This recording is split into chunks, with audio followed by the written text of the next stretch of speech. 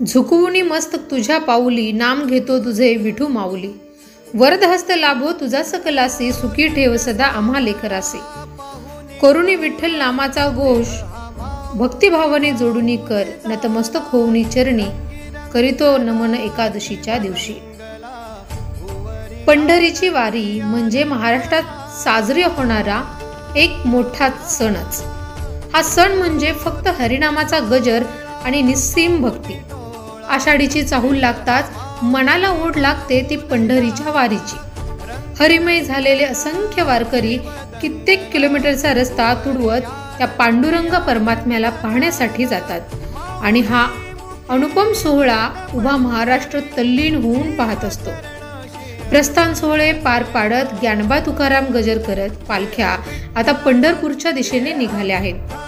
हा पंढरीचा पांडुरंग म्हणजे अवघ्या महाराष्ट्राचे आराध्य दैवत। ही पंढरीची वारी हजारो वर्ष अविरत सुरू आहे आणि ती पुढेही राहील। पण वारी म्हणजे काय, त्याचं महत्त्व काय, उद्दिष्ट काय याविषयी क्वचितच माहिती असते।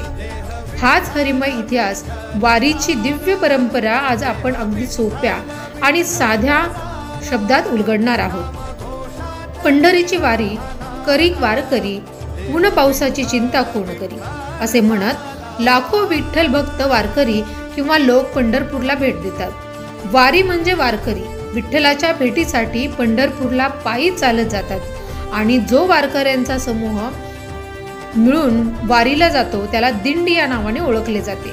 या वारीमध्ये लोक पंढरपूर पर्यंत चालत जात असताना विठ्ठलाची भक्तिगीते, नृत्य आणि टाळ नाद यासारख्या गोष्टी केल्या जातात आणि वारीचा आनंद घेतला जातो।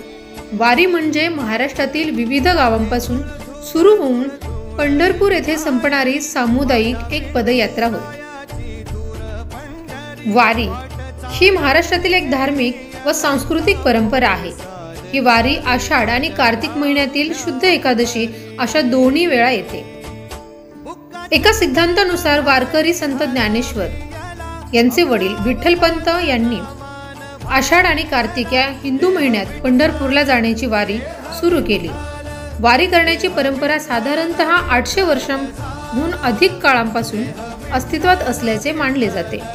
लाखो भाविक या वारीत विठुरायाचे नामस्मरण व संत तुकाराम महाराजांचा गजर करत वारकरी पायी जात असतात। आदर्श महाराष्ट्र न्यूज करिता उदय गुंडिले, पंढरपूर। अशाच नवनवीन अपडेट पाहण्यासाठी आमच्या चॅनलला सबस्क्राईब करा। धन्यवाद।